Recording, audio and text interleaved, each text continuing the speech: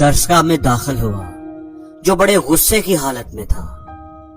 वो आदमी सुकरात के बारे कोई अच्छी सोच नहीं रखता था। उसका ख्याल था कि सुकरात लोगों को बिठाकर अजीबो गरीब बातें सिखाता रहता है जो किसी काम की नहीं, जिनका कोई मकसद नहीं।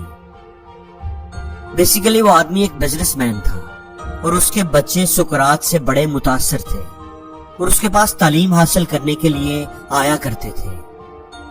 उस आदमी को ये बात बड़ी नागवार गुजरती थी। उसका ख्याल था कि यहाँ बेकार में वक्त जाया करने की बजाय बच्चों को अपने काम पर तवज्जो देनी चाहिए, ज्यादा पैसा कमाना चाहिए और अपनी जिंदगी को बेहतर बनाना चाहिए। इसीलिए वो सुकरात से नाराज था, गुस्से में था और आज वो सुकरात से झगड़ा करने के लिए और उसे सबक सिखाने के लिए आया था। इंतहाई गुस्से के आलम में वो सुकरात की तरफ बढ़ा। सुकरात के सामने वो अपने दिल की भड़ास निकालना चाहता था, अपने गुस्से का इजहार करना चाहता था।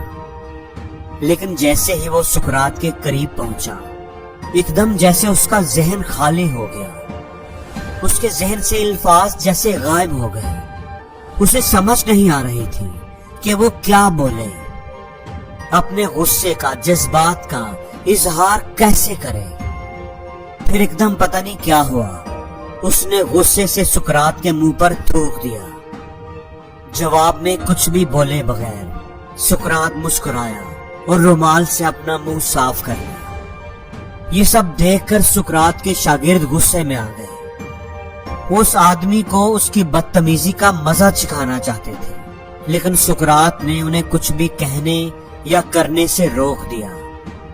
वहां पर मौजूद सब लोग हैरान थे कि कोई आदमी इतनी बदतमीजी कैसे कर सकता है, लेकिन सुकरात की मौजूदगी की वजह से वो खामोश रहे।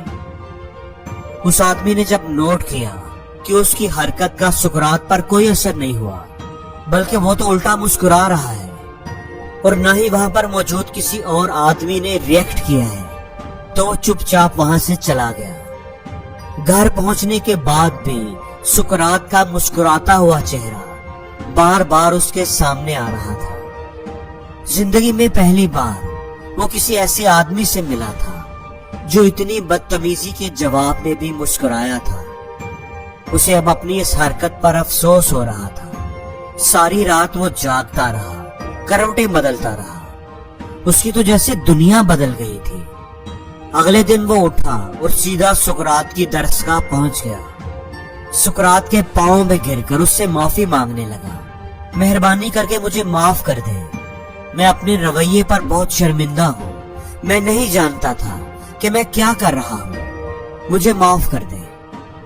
सुकरात ने कंधों से पकड़कर उसे उठाया और कहा कि मैं तुम्हें माफ नहीं कर सकता।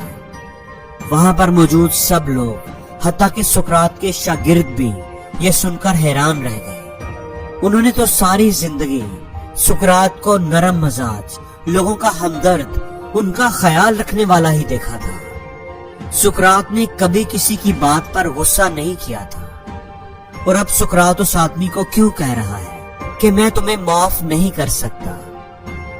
सुकरात ने इर्द गिर्द देखा तो महसूस किया कि सब लोग उसके अमल की वजह से हैरान हैं। तो उसने अपनी बात की वजाहत की, मैं इस आदमी को क्यों माफ करूं जब इसने कुछ गलत किया ही नहीं, तो माफी किस बात की। फिर उसने उस आदमी से कहा, तुमने क्या गलत किया है जिसकी माफी तुम मुझसे मांग रहे हो। उस बिजनेसमैन ने याद करवाने वाले अंदाज में कहा, जनाब आपको याद होगा कि मैं ही वो आदमी हूँ जो कल गुस्से में आपकी दरसगाह आया था, आपसे बदतमीजी की थी, आपके मुंह पर थूका था। जनाब मैं ही वो आदमी हूँ और मैं अपनी इस हरकत पर शर्मिंदा हूँ। मेहरबानी करके मुझे माफ कर दे।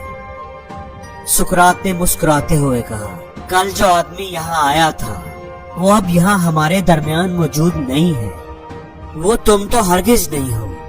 तुम तो इंतहाई भले और समझदार आदमी लग रहे हो। तुमने तो कुछ भी गलत नहीं किया। सुकरात ने उस आदमी को ऐसे माफ कर दिया था, उसकी गैर मौजूदगी में ऐसे माफ कर दिया था कि उसे उसकी गलती भी याद न रही।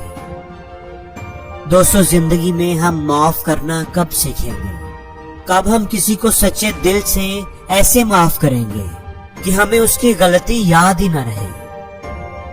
अगर आप किसी को माफ भी कर दें और फिर उसे उसकी गलती भी याद करवाते रहें, उसे शर्मिंदा भी करते रहें, तो ये सच्ची माफी नहीं होती। इसका मतलब यही होता है कि आपने अभी उसे माफ नहीं किया।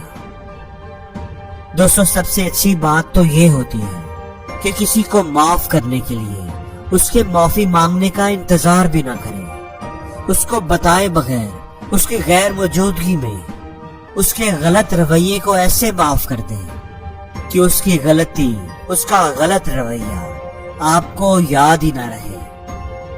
आपके ऐसा करने से वो इंसान दिल ही दिल में शर्मिंदा हो जाएगा और वही शर्मिंदगी उसके लिए सबसे बड़ी सजा होगी। जैसे हजरत अली का एक बड़ा ही खूबसूरत कौल है कि खामोशी से बड़ा कोई जवाब नहीं और माफ कर देने से बड़ी कोई सजा नहीं।